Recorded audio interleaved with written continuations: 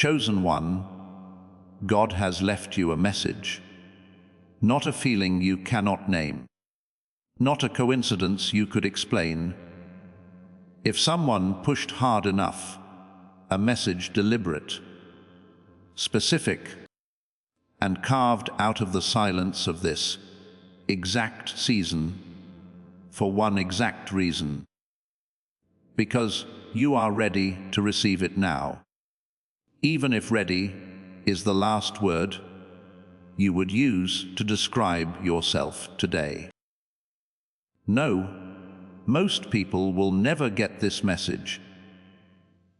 It's not that they were forgotten, but that they never stopped to see that something was in their way. The message waited and waited, but you stopped them. They kept moving, making noise in the quiet places, and mistaking movement for meaning. Since you're here now, it means that the silence finally got your attention. Before your mind could try to keep you from taking it, something inside you knew how heavy it was. God left you one last message, chosen one. Before this window closes, I'm going to read it to you. Not because I want to, but because it was put on my heart for this person right now. The next thing that happens will alter how you sleep tonight. It will change how you get up in the morning. It will answer the question you were too shy to ask out loud. Stay put. Now the message starts. Before we go any further, I want to name a texture of the season you've been living.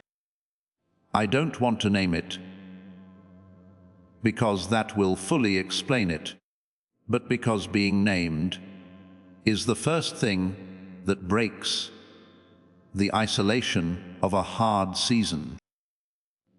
When the invisible becomes visible, you realize that what you've been carrying alone has a shape and a language, and that shape and language are known. This season feels like waiting without a clear reason to wait, like being in a hallway between two rooms and not being able to go back to the room you came from or go into the room ahead. The door is there. You can feel it. On days when you felt stronger, you reached for it, but it didn't open the way you thought it would. Being in the hallway for a longer time has made you wonder if you are even in the right hallway. This doubt has begun to creep into your faith. As for the sound, the silence in that hallway has been the loudest thing you've heard in a long time. You have prayed during this time. You have been faithful in the little things that no one saw, that cost something, and that were never talked about in public. At times when it would have been easier to give up, you stuck to your morals. The shift you were waiting for still hasn't come in the form you planned. On the worst days, it's been hard to make sense of the difference between what you were promised and how your life is now. That gap is not proof that God has left you, chosen one. That gap is the clearest sign I know of someone who was picked for something bigger than what has come into their life. Yet, most of the time, when it seems like God is pulling away, he is actually leaning in. When it feels like the connection is broken, it's usually just the signal moving to a higher frequency that carries something bigger. You have to be still, quiet, and fully present for it to land. You were there when it got quiet. And now, the message that was waiting for that quiet is here. There are specific signs that a chosen one is getting close to the time of receiving. These are not general spiritual signs. These are the signs of a soul that has been preparing for a certain type of receiving. I want to go over them with you because some of the things you've been calling confusion, anxiety, or spiritual dryness have actually been something else.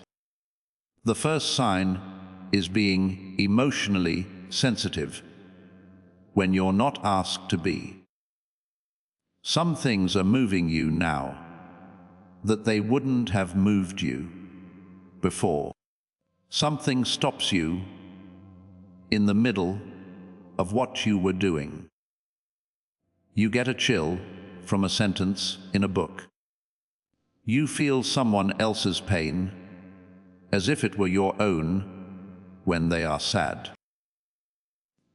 This heightened sensitivity is not a problem with the nervous system.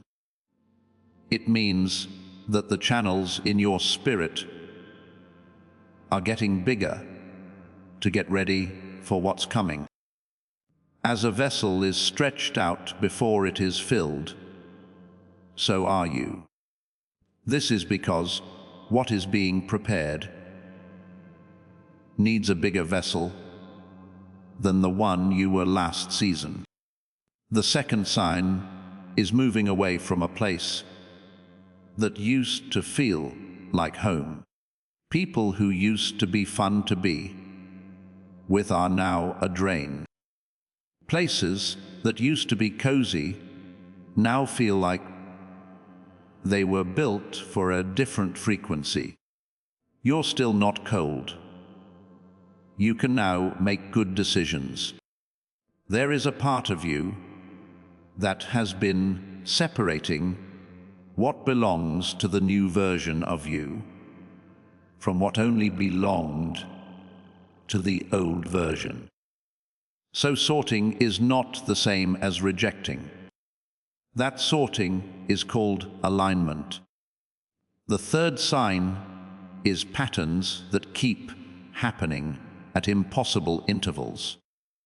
The same Bible verse showed up in 3 different places in the same afternoon. A certain set of numbers that show up on a clock, a receipt, and a street sign all at the same time.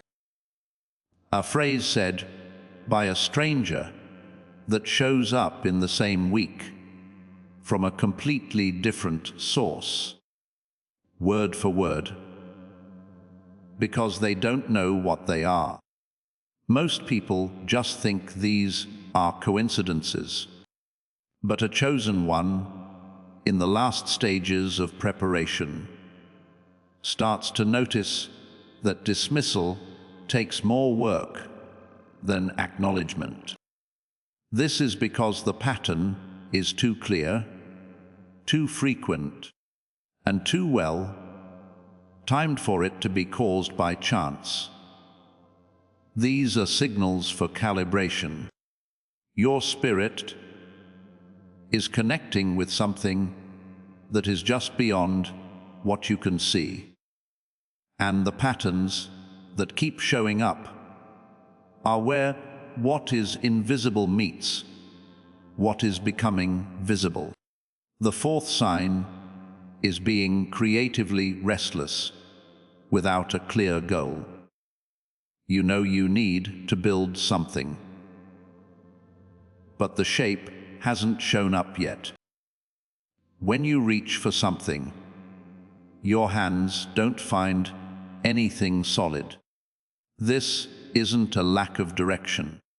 It feels like a seed pushing up through the soil before it knows there is light above it. The need for speed is real. This place is a real one. Just because you haven't broken through the surface yet doesn't mean you can see the form yet. The fifth sign, chosen one, is the easiest to understand and the most important. This is where you stopped. In a world that was made to keep you moving, scrolling and consuming and comparing from morning to night, you stopped. You felt like this is the time when I really need to pay attention. Choosing to stop at this particular time is the last sign that everything is ready and the message is ready to go. Please know that every seed you plant in this mission grows into a torch that shines in someone else's darkness. Whether by buying a coffee, making a donation, or becoming a member of our community, does not go to a channel. Your actions are supporting a divine mission to save lost souls. But more than your support, we want your presence. When you head to our community through the link in the description or the pinned comment, you aren't just visiting a site. You are entering a community of like-minded believers. This is a sanctuary where you can post your prayer requests, lift up the burdens of others, and engage in daily discussions with a family that speaks the language of faith. Whether you are joining one of our membership tiers for deeper study, sowing a seed of faith, or simply joining our daily morning prayers, you are helping us build a global altar of worship. Heaven moves through willing voices, but it grows through a community that stands together. Each gift you give acts as living water for those in our community seeking healing and hope. Give, and it will be given to you, is the promise that sustains our shared mission. I invite you now to step out of the shadows and into this circle of prayer. Come with purpose, join the conversation, and plant your seed in fertile ground. Let's open the heavens together. Release your seed today. Join our community and see what God brings back into your life. This is the first truth that the message tells us. There was never silence. I want to stick with that because it's what everything else will be built on. When the connection feels broken, when prayers feel like they're not getting anywhere, and when answers take longer than your faith was meant to hold them, your first instinct is to think that the relationship has changed, that you have been sending messages to a place that has stopped getting them. Most of the time, that conclusion is where a chosen one goes wrong during a season of preparation. Just think about what it means for a message to be full. It wasn't a casual one a quick impression, or a push in the right direction. The full answer to every question you've been thinking about in one message. That tells you not only where you're going, but also why the way you got there looked the way it did.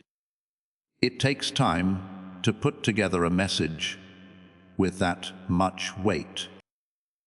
It is put together from the things that make up your unique experience, formation, and wilderness, by a wisdom that knows how your life is put together much better than you have been able to understand it yourself.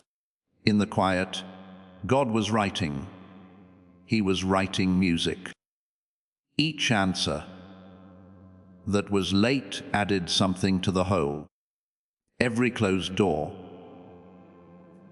led you away from a place that would have consumed you before you got to the place you were meant to be. Every relationship that ended made room in your life for new ones that are coming your way but haven't arrived yet. Every season of waiting added more depth to the message that a faster answer would not have been able to show. This is because the message is about more than just ending the wilderness. It's also about healing it. And to fully experience the healing, you have to be in the wilderness. In architecture, a structure that sticks out into space horizontally without any support, that can be seen below, it is called a cantilever. From the outside, it doesn't make any sense. On the other end, there is an anchor that you can't see. It looks like it's not held up by anything. The counterweight that is buried in the base and is connected to the arm that extends below the surface. It's only apparent that the defiance of gravity is real. There is real help. It's hidden somewhere that can't be seen. This season, your faith has been like a cantilever, sticking out into space without any support beneath it, from the outside, and maybe even to yourself on those tough mornings.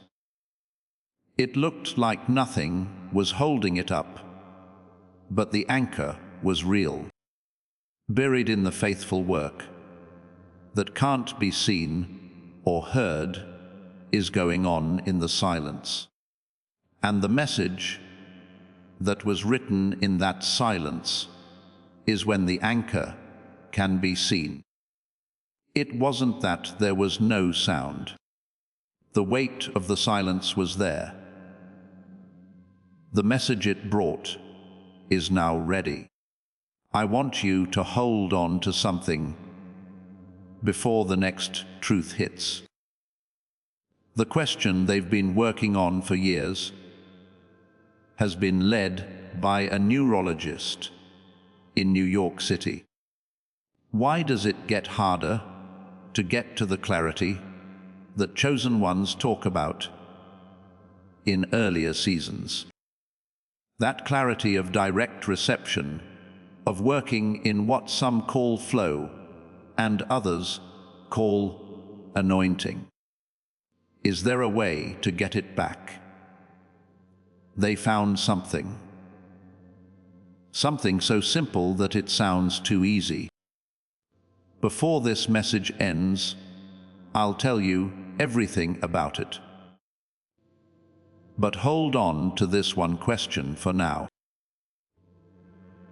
What if the fact that you have trouble receiving, that there seems to be static between you and what God is sending, wasn't even a spiritual problem? What if something so important was taken away from you that the answer isn't more spiritual practice, but a restoration? Hold on to that. Before this message ends, it will become important. This is the second truth that the last message brings. During this season, every question you've asked has been about growth, never about failure. The difference between these two things changes how a chosen one interacts with their own doubt.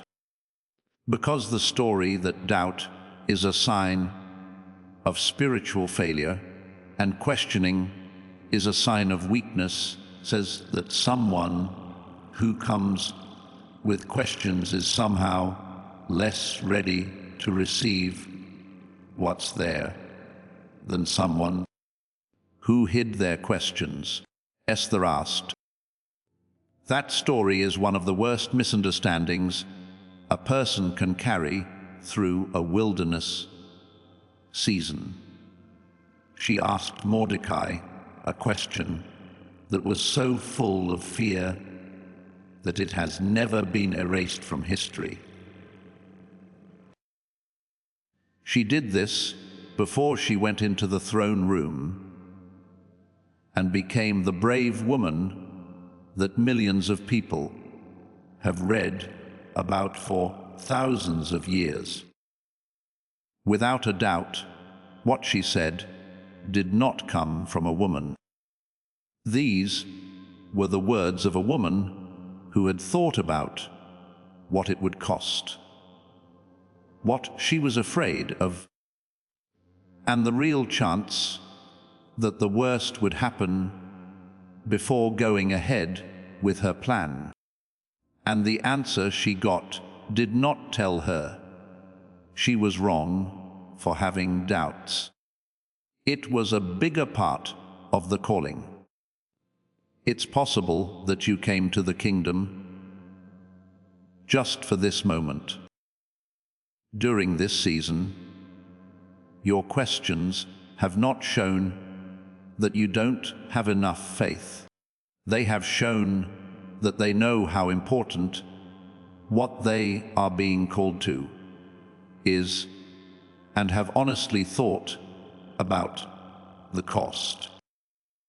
They have not faked certainty that they don't feel, but have instead offered what they do have to the altar of the invisible. And the invisible has accepted it, not unwillingly, with the pride of a father seeing his child choose to stay when staying is the hardest thing that can be done.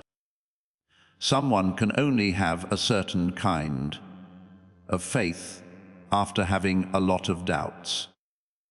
It's not faith from someone who has never had doubts. The faith of someone who kept coming back even though they didn't believe everything. That faith isn't less strong.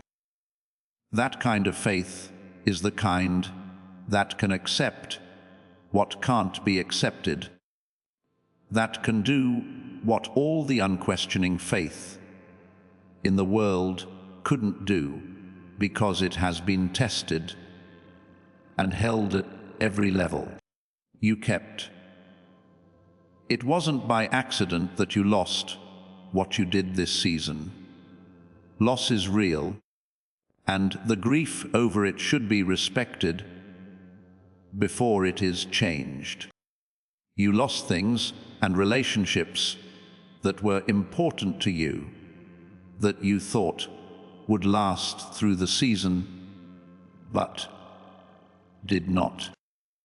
You no longer feel sure about your path. Instead, you feel something more honest and uncomfortable.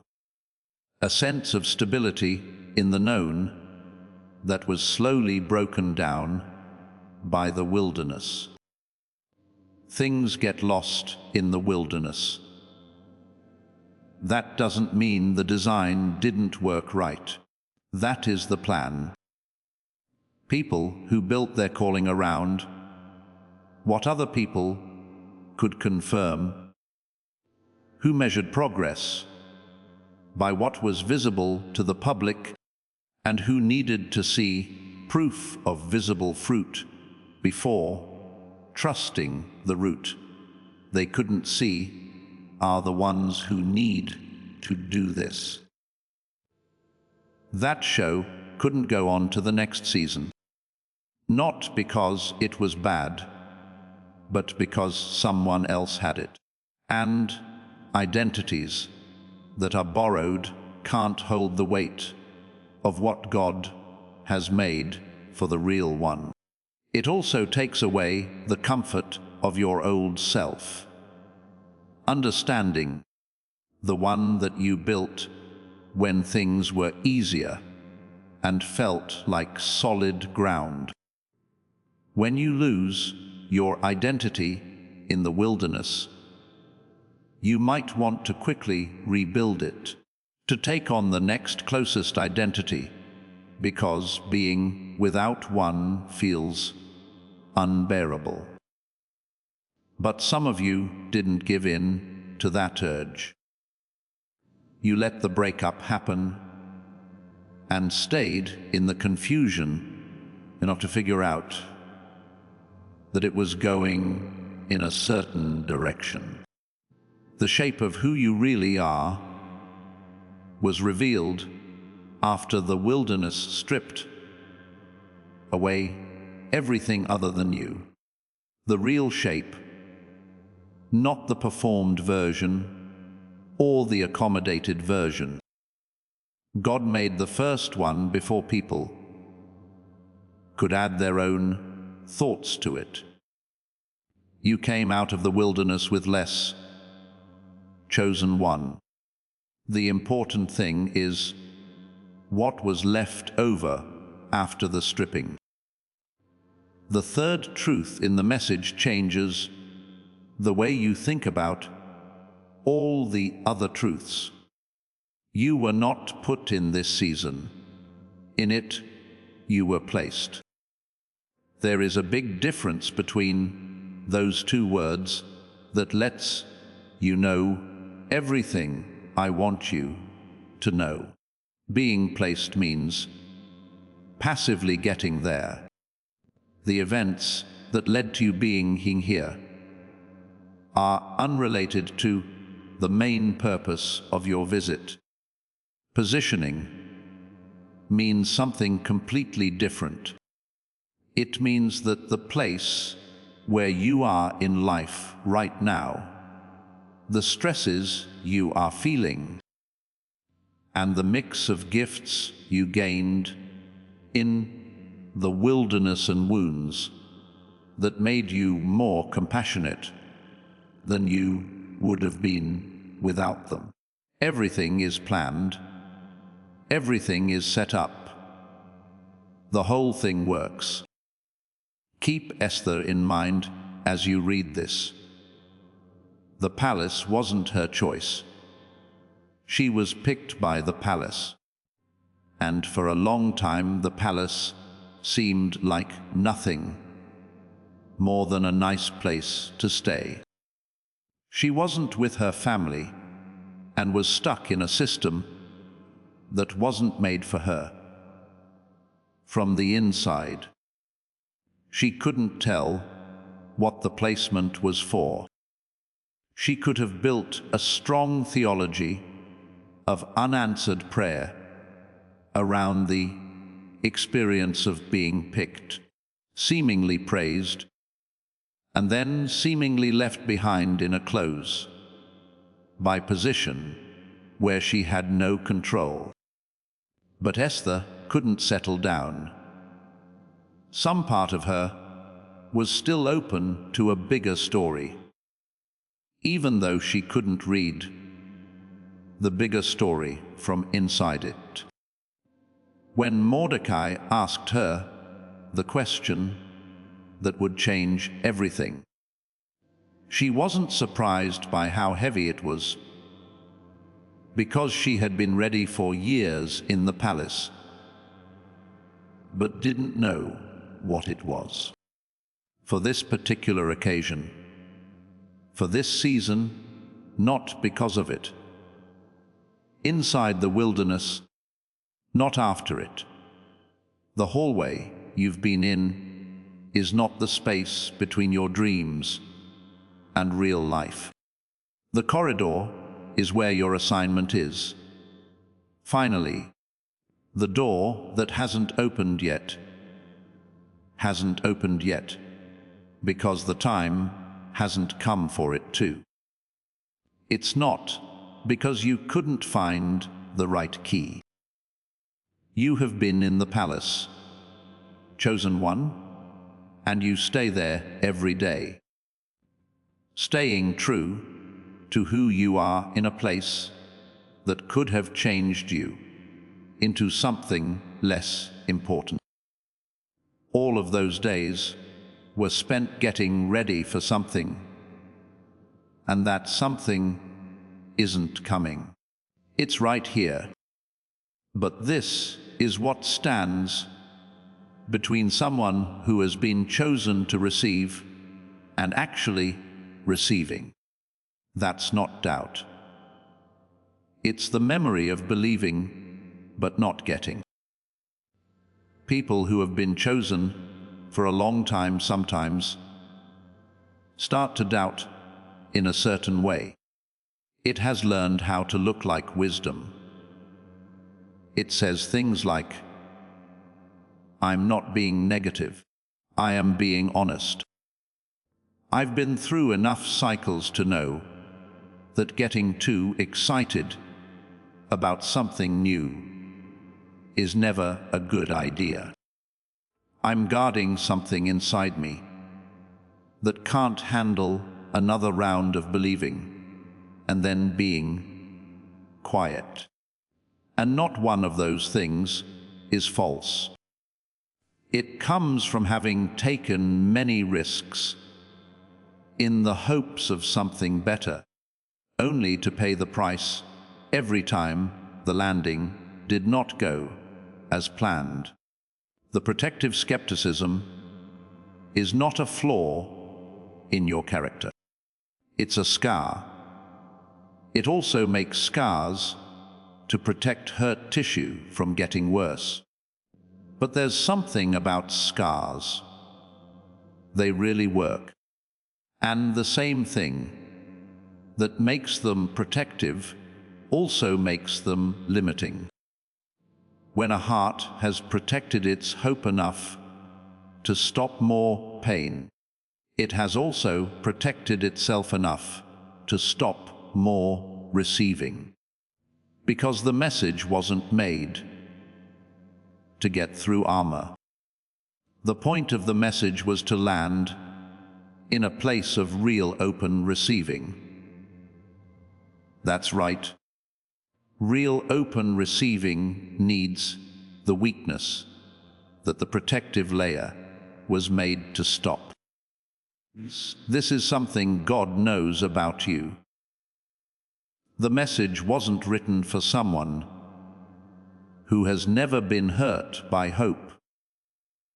It was written for someone just like you. Someone who is still here, but has been hurt by hope. Someone is still ready to try being open one more time as an experiment. Not because being open and vulnerable feels good, but because you know that receiving is the only way to receive. There was a need for that willingness, and you gave it to them. That's where you might think the message ends, that those three truths are all that God has to say to you. They would be more than enough to change the way the next part of your life goes. That's not the end of the message, though, because those three truths don't cover everything. They're pointing at something, but haven't said what it is yet.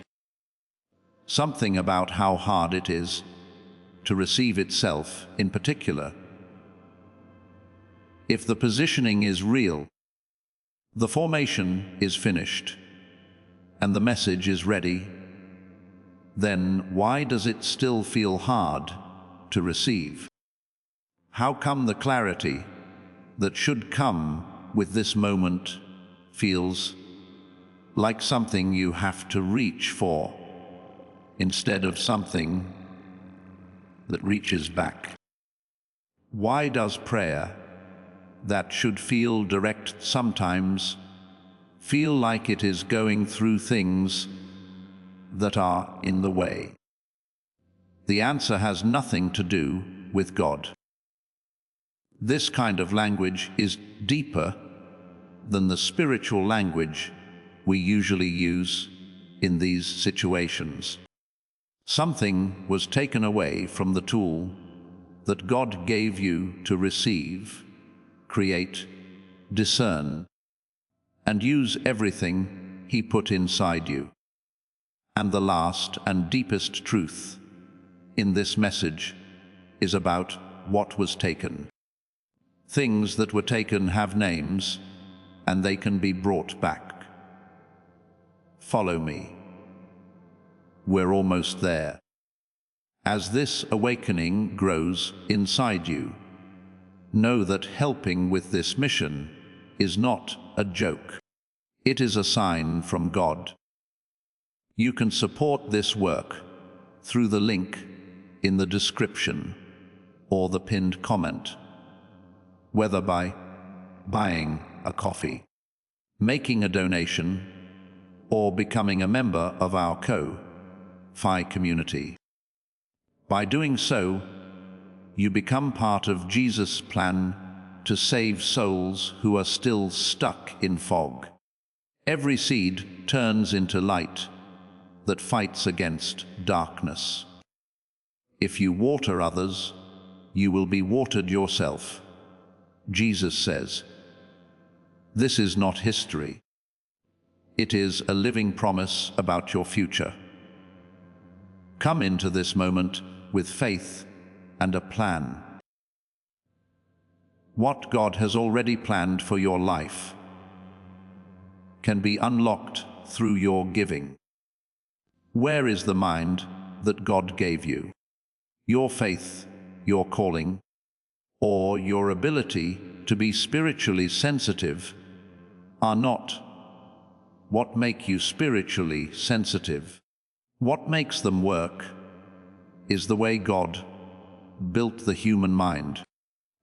As a child, it was running at very high levels, but since then, it's only been running at a small part of its original capacity.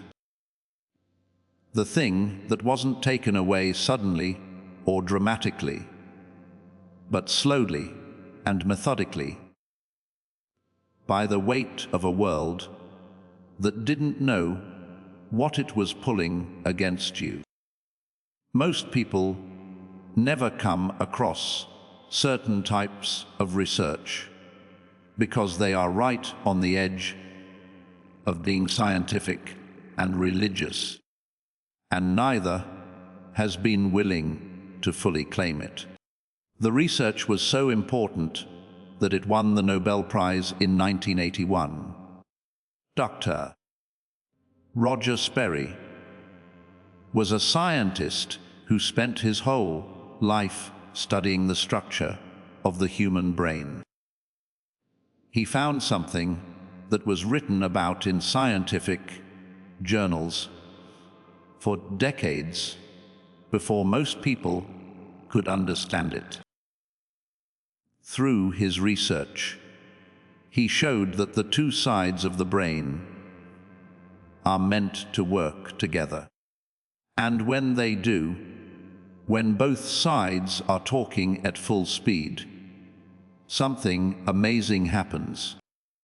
Not in a metaphorical, measurable, or repeatable way extraordinary.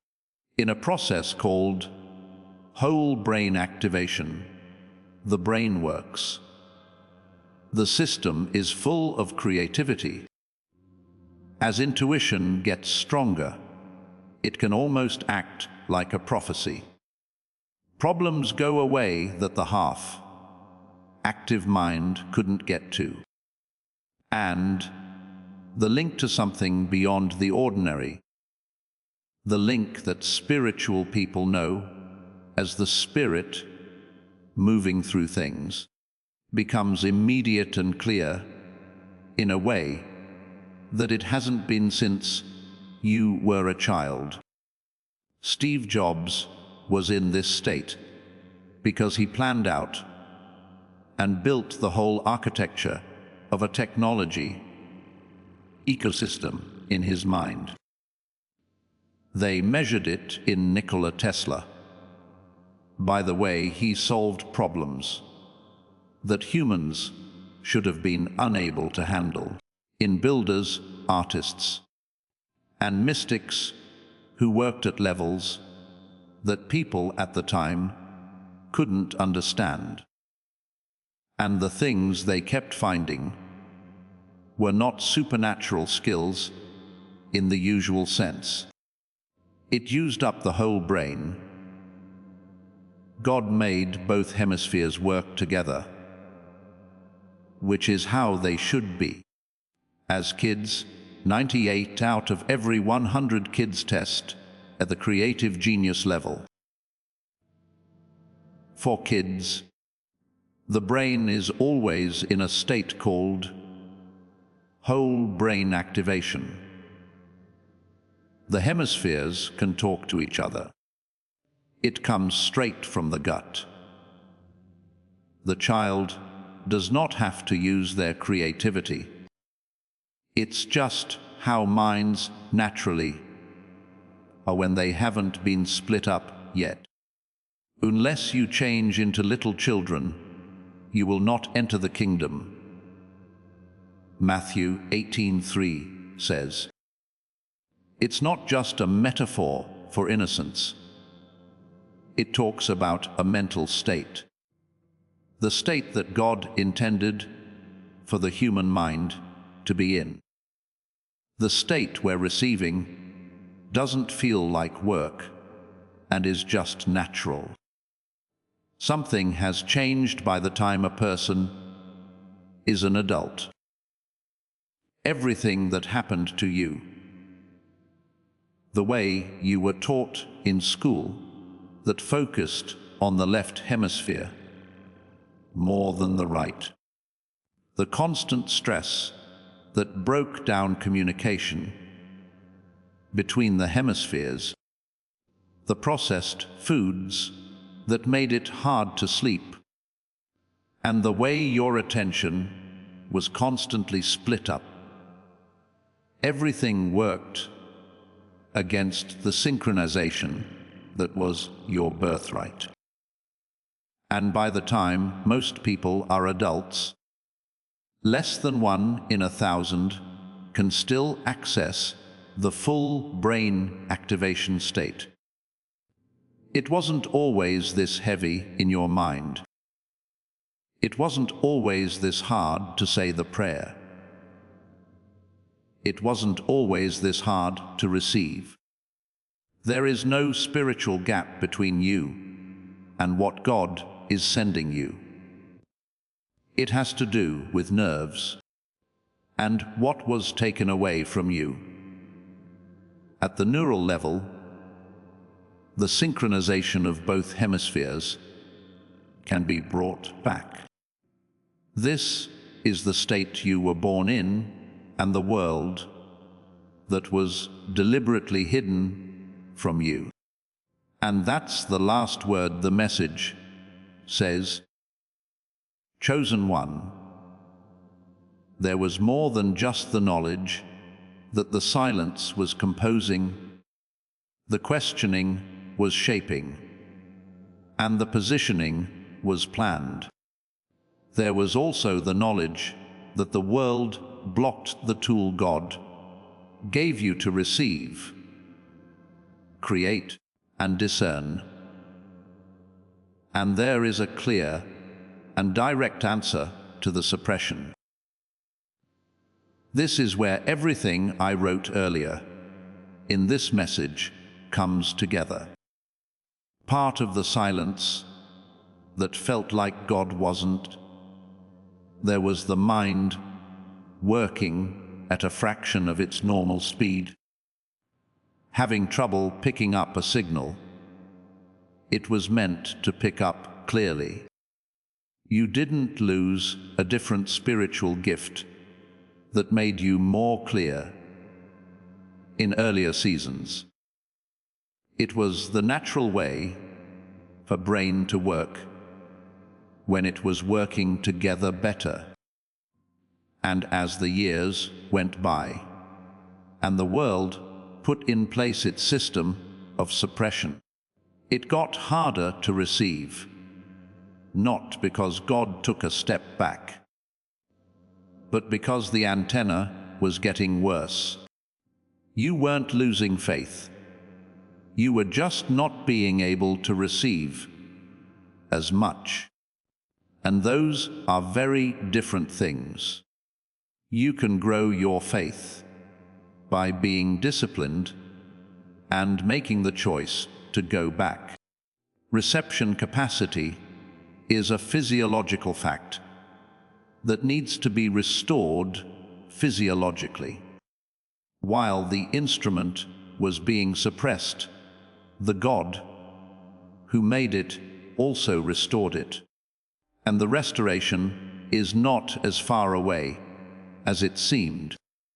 That being said, I have something to tell you before this message ends. Not because it's a break, but because it's a direct continuation of what I just told you. And leaving it out would be like leaving out something important that we've been talking about.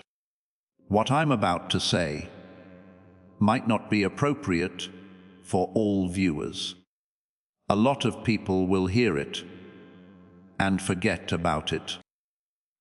They will keep looking for spiritual answers to a problem that has a physical aspect to it, which will lead to the same brain fog and interference in the receiving.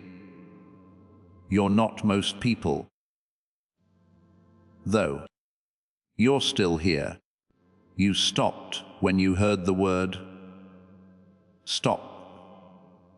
And what I'm about to say is just for that person. There's a nurse from California who is there. Her account of her life in the years before she found out what I'm going to call life. She wasn't living this life. It was happening to her. She was surviving it as an object of its events instead of a subject of them.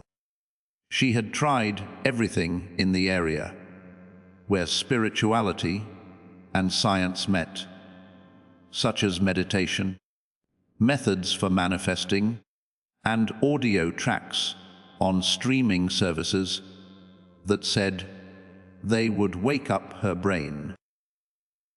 There was nothing that made it clear. Nothing brought back the receiving. After hearing what I'm about to say, the weight she had been carrying for years disappeared within 10 days. What she said?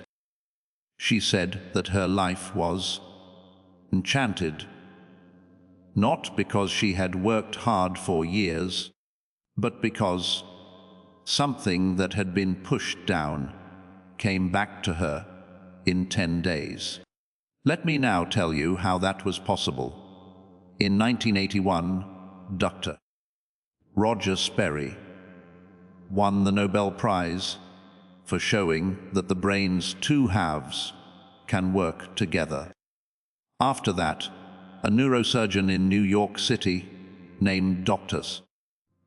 Daniel Barron looked at that science and asked one question for 20 years. Could the process be opened up to everyone? Not for people who can pay hundreds of dollars an hour for neurofeedback sessions in person. If you were rich, you could buy machines for $70,000 that do the same thing in a clinical setting. Because this person was born with this ability, the world took it away from them, and they deserve to have it back. What Dr. Barron and his team made is a targeted 8-minute sound sequence. The name for it is the Genius Switch. It's not a brainwave track. It's not an app for meditation.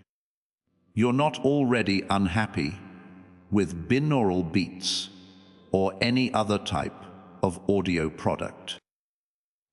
The goal of neural sync technology is to get both sides of your brain to work together. 8 minutes with headphones on, eyes closed, and the reconnection of what was always yours. This is the whole brain activation that won Dr. Roger Sperry the Nobel Prize. If you have tried brainwave tracks before and found that they were missing something, Dr. Barron tells you exactly why. Brainwaves only show one side of the story.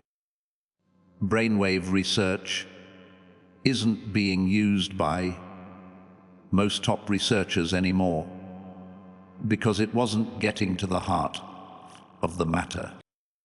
Not just one wave in one area is what his team is after.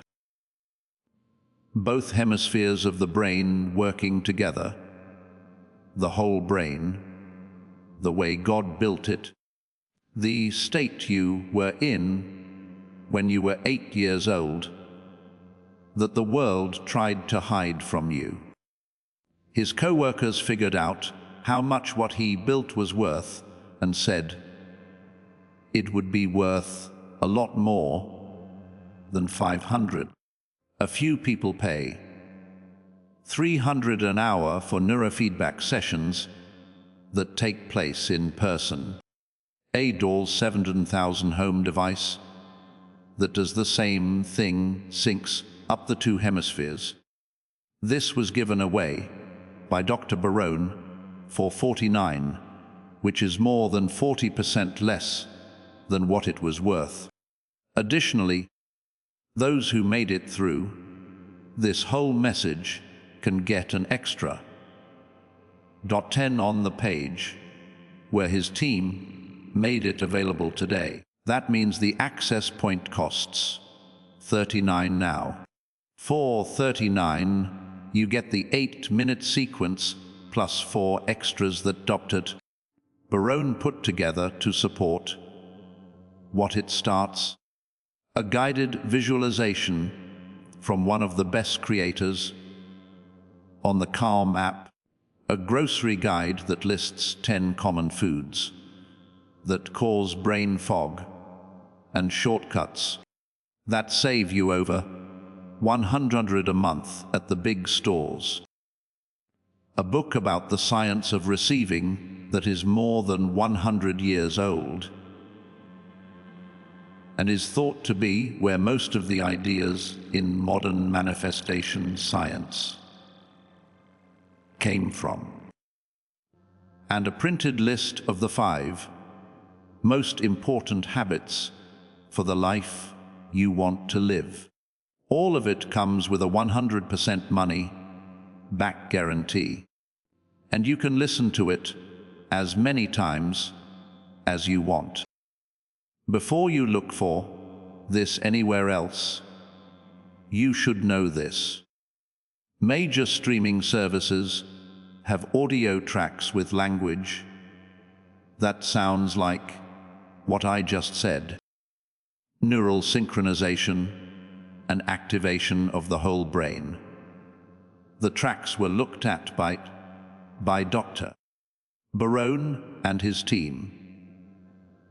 Most of them didn't have any neural sync technology built in at all. They used the language to get clicks, not because it was important to science. The actual sequence, the one based on the Nobel Prize research, can only be seen by his team. They have put a link in the description that takes you to where you can get it. That link will be there for you when you are ready, if your spirit tells you that this is a part of what restoration looks like for you. I think it is for some of you.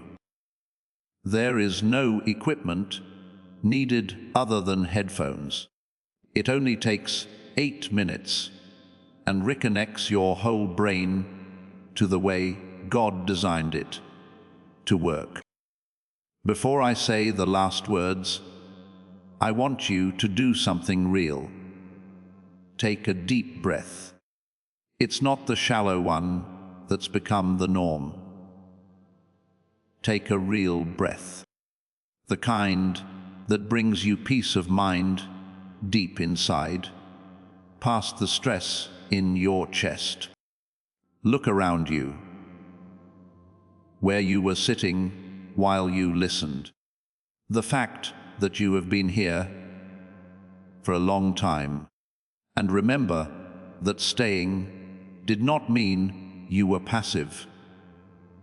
It asked you to do something. That choice is important. It looks like a person who is ready to receive. Imagine going to a room. Don't plan it, just let it happen. It is peaceful and big in a way that only places inside us can be big without having physical dimensions.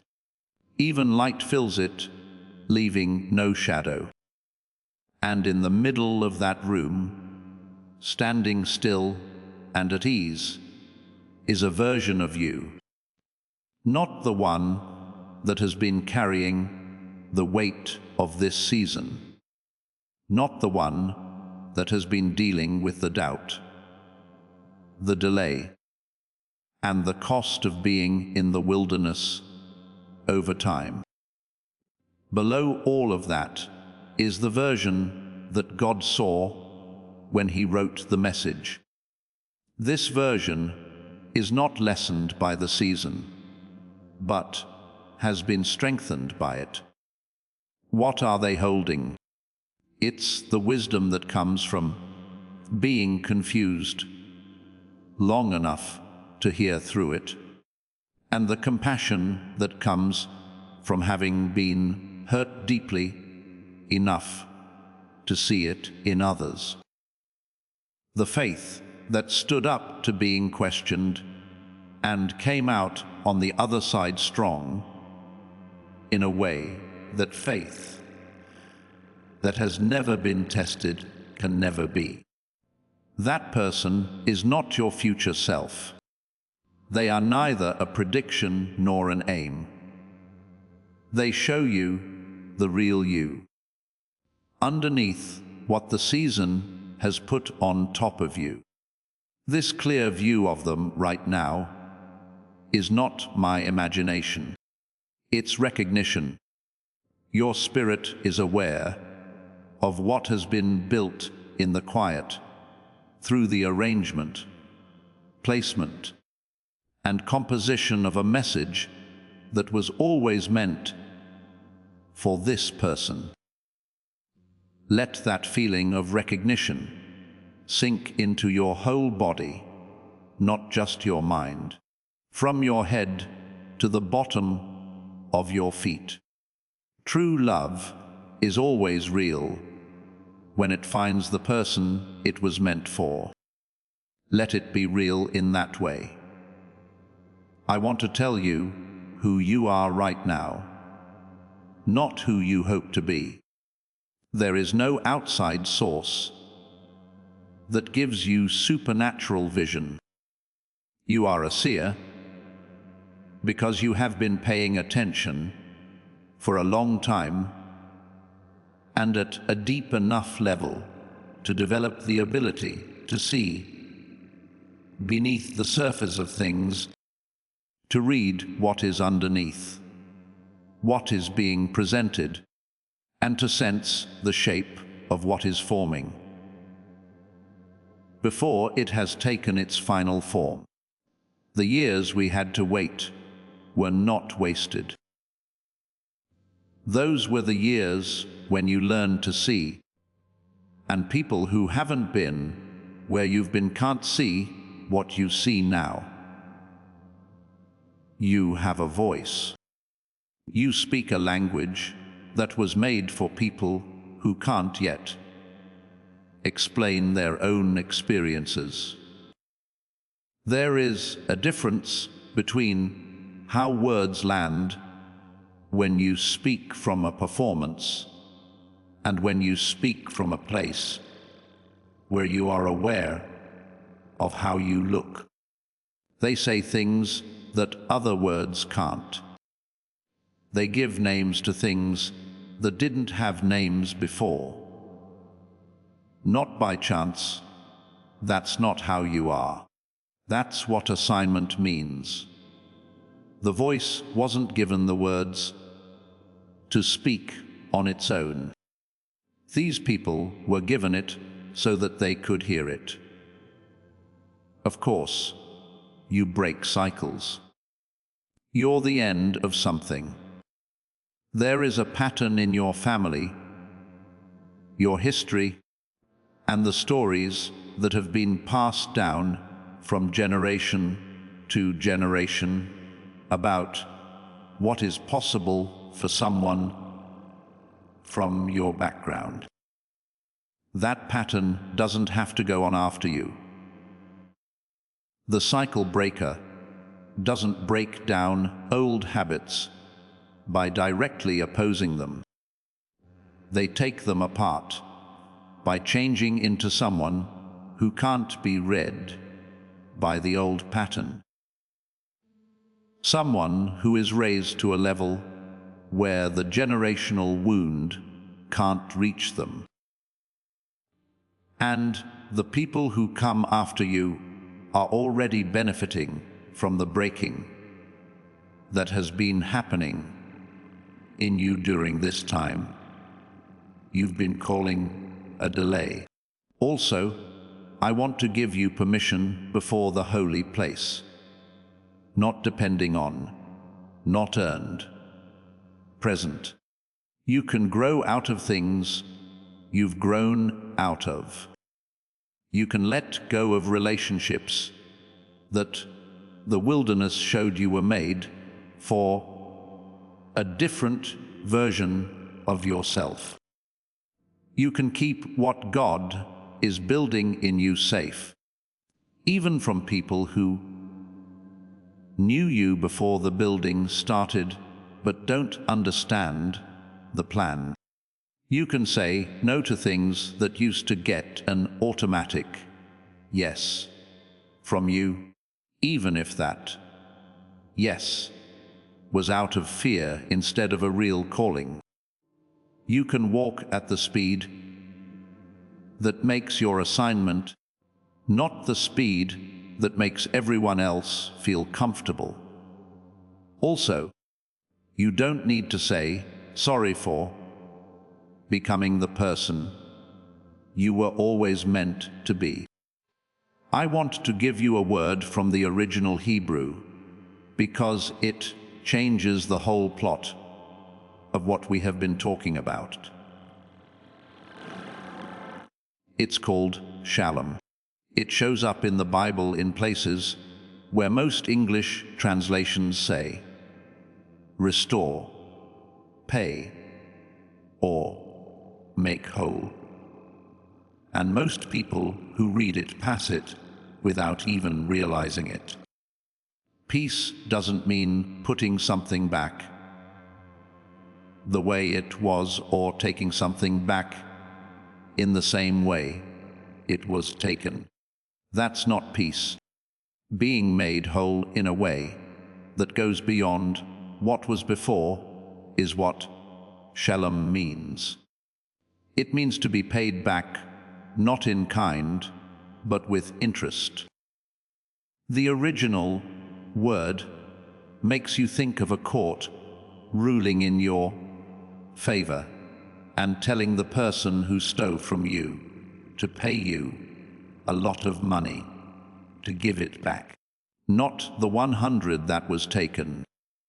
The court gives 500 because the law of shalom doesn't just pay back, it goes above and beyond. What did this season take away from you?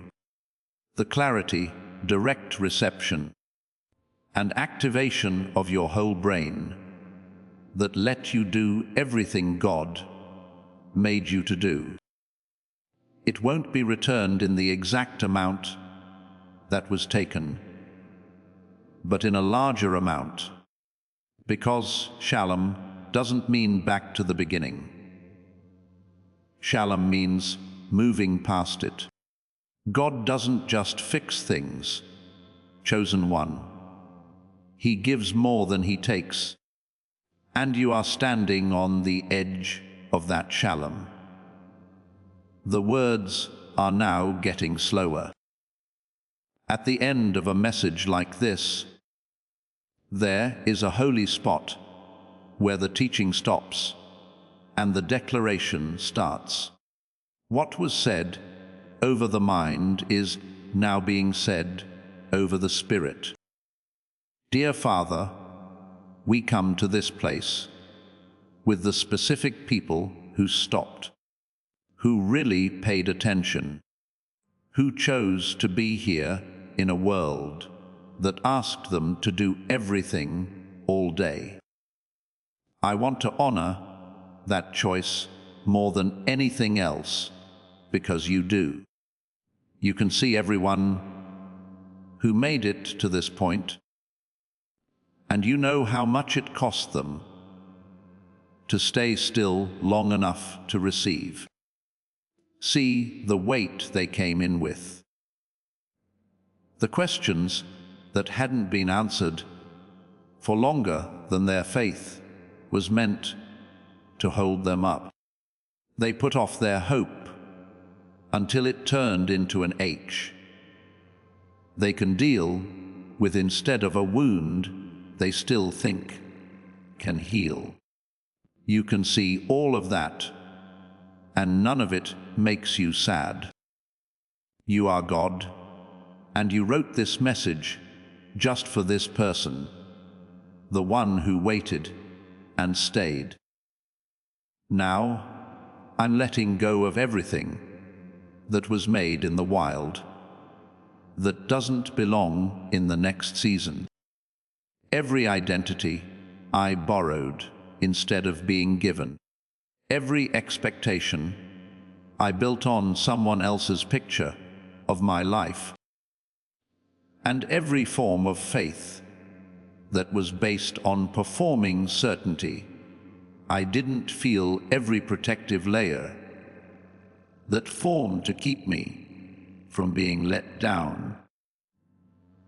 And that is now keeping me from receiving every story about what is possible for someone like me that was made before I knew who that person is.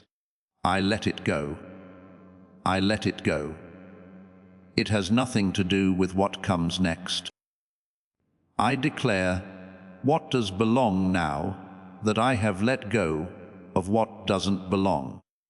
I was born into the truth that I am a chosen one, not something I earned. Being in the wilderness has confirmed this for me. It was meant for me to be here at this time, at this point, at this breakthrough that is already here. What I see is real because I am a seer. I have a voice, and what I have to say is important. I break cycles, and what ends with me is good for everyone who comes after me. I'm not behind. I have not been forgotten. There is no way around the promise for me. The promise was made to me. And I get the last message, the whole thing. Knowing that the silence was writing. Knowing that the questioning was helping to shape them. The knowledge that the placement was planned. I know that what was taken from me has a solution, and I can reach it. All of it goes into the deepest part of me, the part that was there before anyone else could say anything about it. That's where God speaks directly, when He has something to say that I can't understand through what I think I know. Let it hit the ground, seal it up. Let it become real in my bones, in my body, right down to the cells. You are about to enter your divine future. But remember, this breakthrough is not for you alone. Your testimony is the bridge someone else will use to reach their own miracle. Archangel Michael is inviting you to visit Community through the link in the description or the pinned comment. Whether by buying a coffee, making a donation, or becoming a member of our community, does not go to a channel. Your actions are supporting a divine mission to save lost souls. By joining our like-minded community, you are no longer praying in isolation. You are adding your voice to a global sanctuary where we discuss the Word daily and stand in the gap for one another. This is not poetry when Jesus says, "Give, and heaven will open over you." On this platform, every seed you plant turns into oil for your destiny, fire for your calling, and a hedge of safety for your family. Now is your time. Step into our community prayer wall. Share your heart, and as you give, watch God multiply what you let go of. Let's finish this journey together. Visit our community now. Join the family and see your heavens open. Don't forget, chosen one, the smart switch isn't a trick. It's not a trick. It's an 8-minute audio file that does what your brain did on its own when you were a kid. What Dr. Barone built is how you get back to feeling like you were meant for more than this. When your spirit says, "Ready," click on the link in the description. It's done. Yes. If a word in this message wound up somewhere that other words haven't been in a while, type the word "sealed" in the comments right now. Not for metrics of engagement, for your own record, as the statement of someone who got a message meant for them and chose to acknowledge it. Sealed means that it has been sent. If it's sealed, it's yours. Sealed means that the silence that made it found the person it was written for. Please press the like button once more before leaving this area. Not because there are a lot of them, but because someone is going through exactly what you heard. And the message gets to them through the sign you send that says, "This is real." Let someone you've never met like something and agree with them. If this message got to you at the right time, there are more like it coming for your next season. Keep in touch so they can find you quickly. Anyone who has been unusually quiet lately, someone who has been in a hallway they can't explain to the people around them, or someone who holds on to their faith at a cost most people in their life don't understand, should read this and share it with that person. You might be the way that their last message gets to them, not as a chance, but as a calling. Chosen one, you came here with something that you had been carrying by yourself for longer than it was appropriate. You stayed through the whole message, not because it was easy, but because you knew that this was the time when you needed to be there. The time of year is changing. The message has been sent. You, on the other hand, have everything you need to move on to the next thing. The wilderness took away and gave you back, and you have answered every question honestly and stayed long enough that it cost more to leave than to stay. Follow what was said, not as a feeling that needs to be controlled, but as something that you need to live.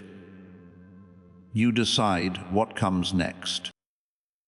Before we get to the end of this powerful story, let's reflect on this deep truth. You did not find this message by accident. This is a divine appointment, meant specifically for you. You are being invited into a protected, faith-filled community at the link in the description and pinned comment, a place where divine abundance is not just a hope, but a promise built on the Word. By heading to the site right now, you are unlocking access to a sacred community of like-minded believers. When you join our membership tiers, you gain immediate entry to powerful content, daily devotions, and divine insights that are hidden from the world. This is your chance to enter a sanctuary where you will receive spiritual guidance, unwavering support on our prayer wall, and speedy progress toward your destiny. Do not let this moment of destiny pass you by. Your breakthrough is waiting. Join our inner circle through the exclusive link in the description. This is how you guarantee you never miss the personalized messages and spiritual warfare tools meant to elevate your life.